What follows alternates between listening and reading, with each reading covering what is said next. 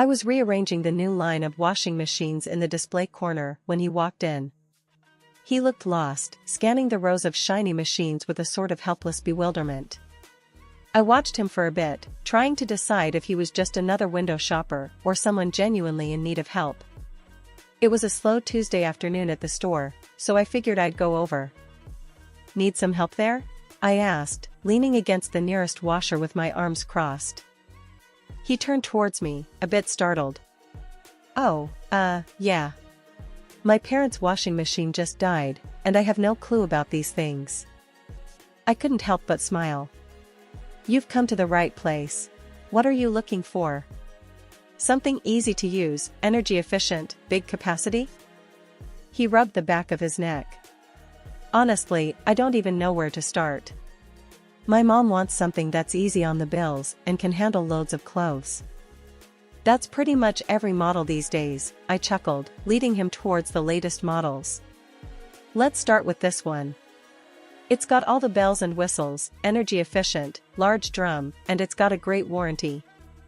He listened intently as I rattled off specifications and features, his eyes occasionally widening as if I were speaking a different language. We spent a good hour discussing the different models. He settled on a high-end model that promised longevity and efficiency. As he handed over his credit card, he gave a sheepish grin. "Thanks for all the help. I would have been here all day trying to figure this out. It's what I'm here for. Glad I could help." He paused as he collected his receipt, something on his mind. "You wouldn't want to grab a coffee sometime, would you? I mean, as a thank you?" Coffee turned into dinner, and dinner turned into closing the place down. Over plates of half-eaten food, the conversation flowed effortlessly. I told him about my grandma, the only family I had known, and how after she passed, I was left with her old house, a little too big for just me. He listened, nodding, his face etched with understanding. "Must have been tough, being on your own," he said after a pause. "Yeah, but it's home. What about you? You mentioned a big family?" "Big and loud," he laughed. "I live with my parents and 2 younger sisters. It's chaos, but it's fun. I guess I can't imagine it any other way." It was Sunday afternoon when Tom and I pulled up in front of his parents' apartment. My stomach was all knots, part excitement, part nerves. Today, I was meeting his family. I hoped this would be the start of having that big, bustling family I'd always imagined. The door swung open, and there stood a woman with a flour-dusted apron and a warm smile. "Tommy," she exclaimed, pulling him into a tight hug. "And you must be Nellie. We've heard so much about you." "That's me," I managed, my voice a pitch higher than usual. "It's so nice to finally meet you, Mrs. Anderson. Call me Linda, dear. Come in, come in." The apartment was buzzing. A TV blared from one corner, 2 girls were sprawled on the couch, each glued to their phones, and the scent of something baking filled the air. "These are my sisters, Jane and Ellie," Tom introduced as we shuffled inside. The girls glanced up, offering weak smiles, before diving back into their digital worlds. "Nice to meet you," I said, but they hardly noticed. We all settled into the living room, Tom and I on a love seat that had seen better days, his family scattered around. Linda brought over a tray of coffee and what looked like homemade cookies. "So, Nellie, Tom tells us you work at an appliance store?" Mr. Anderson, a stout man with a booming voice, started the interrogation over his rimmed glasses. "Yes, I do," I replied, trying to sound proud despite the simplicity of my job. "And raised by your grandma, that right?" Jane chimed in without looking up from her phone. "Yes, she raised me," I nodded, feeling a bit on display. Ellie snickered, not bothering to hide her amusement. "Explains the old lady vibes," she muttered loud enough for everyone to hear. I felt my cheeks heat up. Tom squeezed my hand under the table, a silent sign of support, but didn't confront his sister. "Dad works in construction, and I'm a school secretary." Linda filled in the silence, perhaps sensing my discomfort. "We're just a regular family." "Must be nice, though, having the whole house to yourself after, well, you know." Yeah, it's nice. I stumbled over my words, not sure how to navigate this conversation. The afternoon dragged on with small talk that felt anything but small.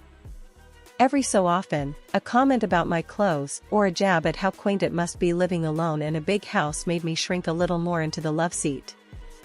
As we were getting ready to leave, Mr. Anderson slapped Tom on the back. "Take care of our boy, Nellie. He's not used to handling tough stuff around the house."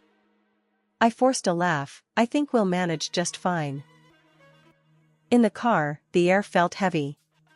I wanted to cry, to yell, to ask Tom why he hadn't stood up for me.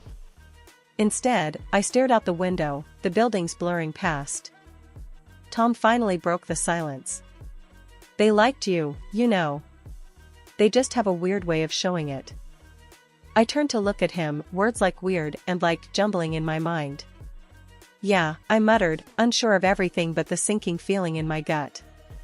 As we drove back to our quiet house, I couldn't shake the feeling of disappointment. Meeting the family wasn't supposed to be like this. But there I was, hoping things would get better. Our wedding was anything but the quiet, intimate day I had envisioned. Jane and Ellie turned it into their personal circus, taking over the spotlight with their loud laughs and flirty antics with my friends' husbands. It was mortifying. Tom and his folks just chuckled along, dismissing it as the girls just having fun. I felt like an outsider at my own wedding, watching the day get hijacked. Fast forward to just a few days after moving into my house with Tom. I came home early from work one day, ready to drop into my couch and zone out with some TV. But as I pulled into the driveway, I noticed the living room lights glaring through the window. Tom was supposed to be at work, and panic gripped me. Maybe it was a break-in? I called Tom, my voice shaking as I spoke. "Tom, did you leave the lights on? I think someone's broken into the house." He laughed, a sound that grated on my nerves. "Nah, it's probably just Ellie." I gave her a spare key. "She needs a quiet place to do her schoolwork." Fuming, I stormed into the house, ready for a confrontation. There she was, Ellie, lounging on my couch, my laptop open in front of her, as if she owned the place. "What the hell, Ellie? That's my laptop." I snapped, my heart racing with anger. She looked up, unfazed, and shrugged. "Chill, Nellie. We're family now. I can borrow your stuff. I always take things from Jane without asking." "That doesn't work here, Ellie. You can't just take my things without asking." I tried to keep my voice steady, but inside, I was boiling. "Whatever," she muttered, eyes rolling as she reluctantly handed back the laptop. I snatched it from her, feeling a mix of relief and lingering outrage. The rest of the day, my mind raced with how to handle this. When Tom got home that evening, I was ready to lay into him. "We need to talk about your sister. She can't just walk in here and take my things. It's not okay." Tom sighed, the kind of sigh that told me he wasn't taking this seriously. "She didn't mean anything by it. Don't be greedy." That stung. I wasn't being greedy. I was asking for respect in my own home. But it didn't stop there. Ellie's visits became more frequent, each one more brazen than the last. She'd show up, make herself at home, eat our food, watch our TV, and leave a mess. Each time, she'd say the same thing. "Your house is so much nicer and quieter than our cramped apartment." I felt like I was losing control of my own space, my sanctuary turning into a free-for-all. Tom continued to dismiss it all, painting me as the unreasonable one for wanting boundaries. Saturday morning, and instead of the calm, lazy start I craved, it was chaos. Tom's parents and his sisters had turned my house into their weekend retreat, claiming it was too cramped at their place. "Morning, Nellie," Linda bellowed from the kitchen as I stumbled in, rubbing sleep from my eyes. "Hope you don't mind, we brought over some groceries. Thought we'd make breakfast here." Before I could even respond, Mr. Anderson, with a newspaper under his arm, commandeered the living room. "This couch is comfier than ours, don't you think, Linda?" Linda, busy unloading bags and cluttering my counters, just hummed in agreement. "Nellie, you got any coffee?"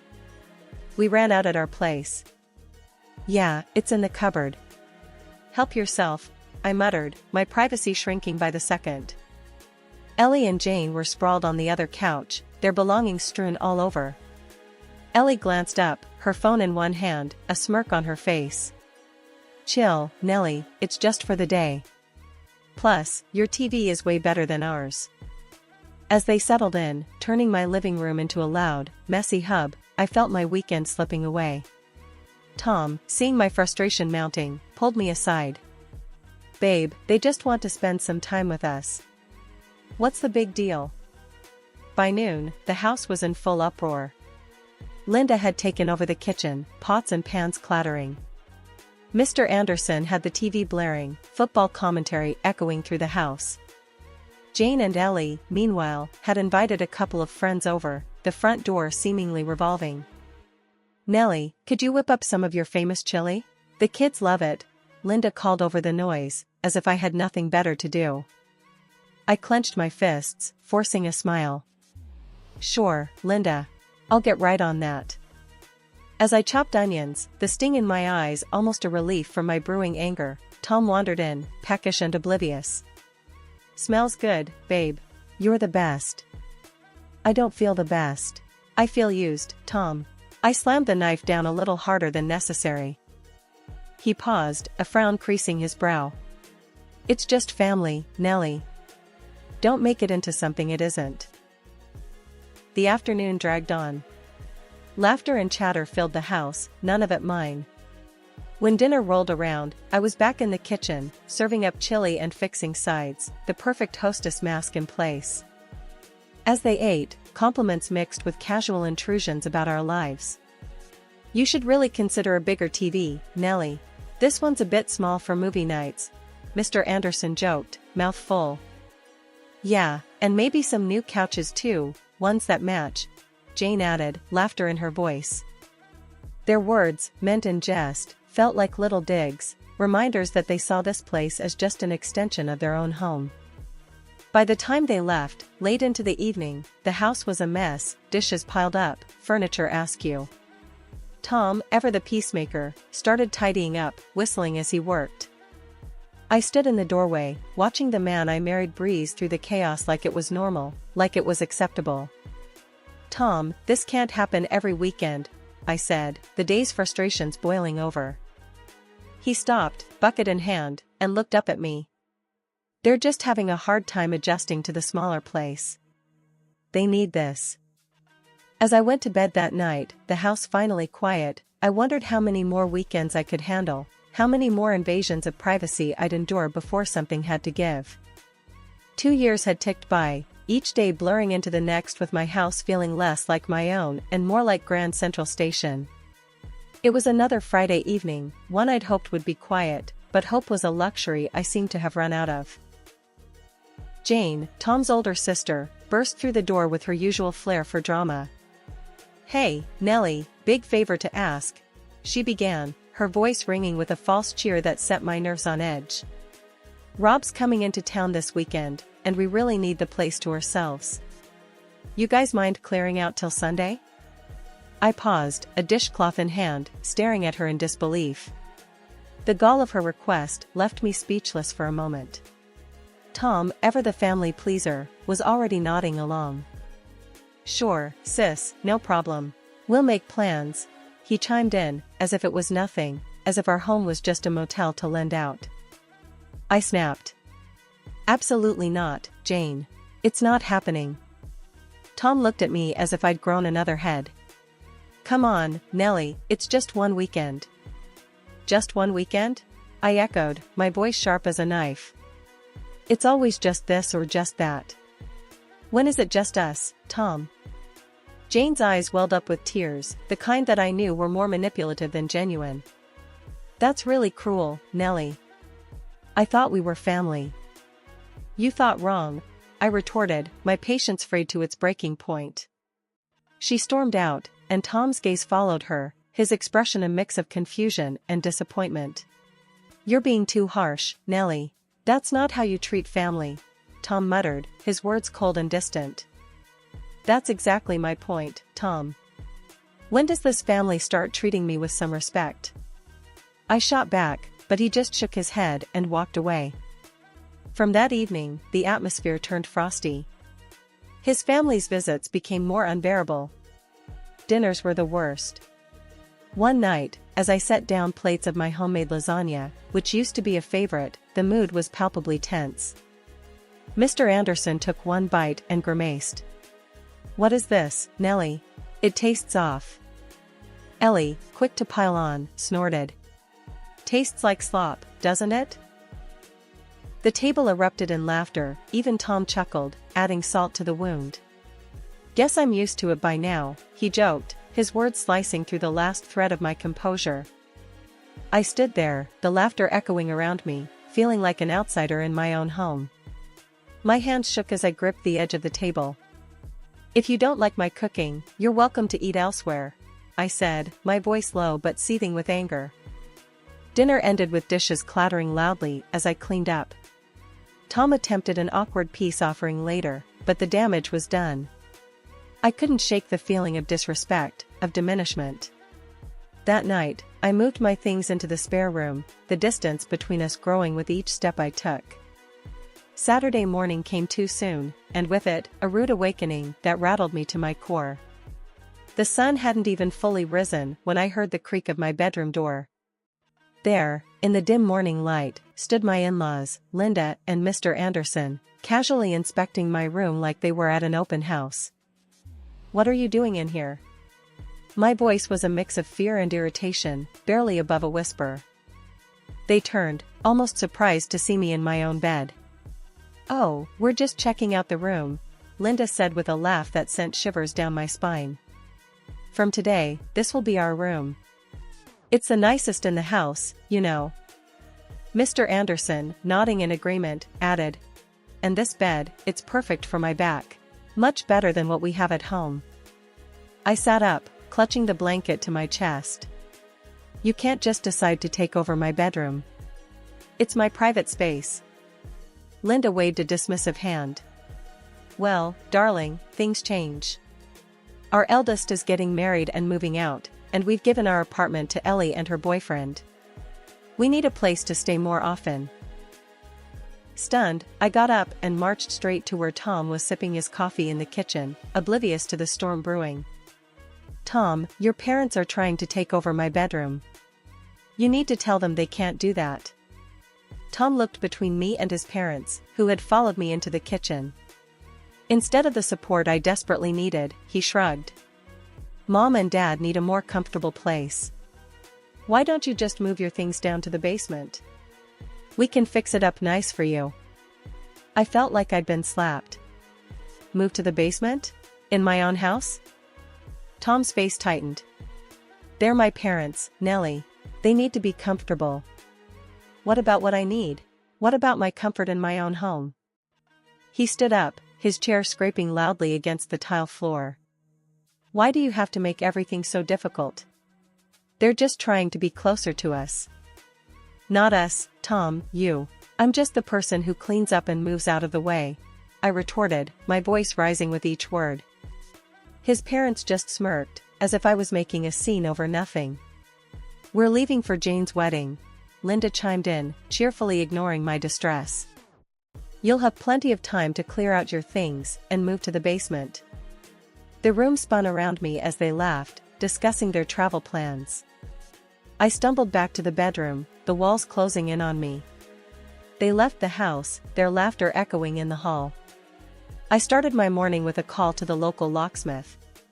"I need all the locks changed today. Can you do that?" My voice was firm, the first real sense of control I'd felt in months. "Sure thing," the locksmith replied. "I can be there in an hour." While I waited, I packed up Tom's belongings. Clothes, gadgets, some books, everything went into boxes and bags. The locksmith arrived, a middle-aged man with a toolbox and a reassuring smile. "Where do we start?" he asked, looking around. "The front door, then the back, and there's a side entrance," I directed, leading him through the house. After he left, I stood in the middle of my living room, the new keys in my hand, feeling like I was truly seeing my home for the first time in a long time.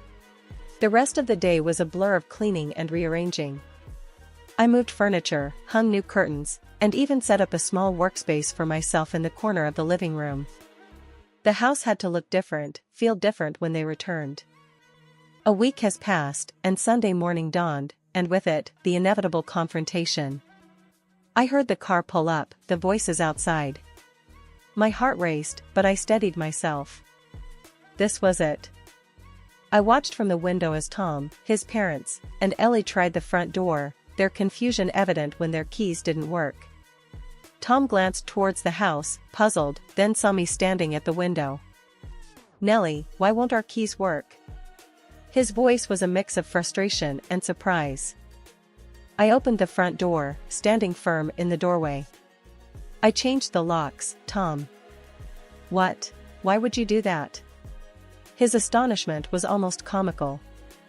"Because it's my house, and I'm taking it back," I replied, my voice stronger than I felt.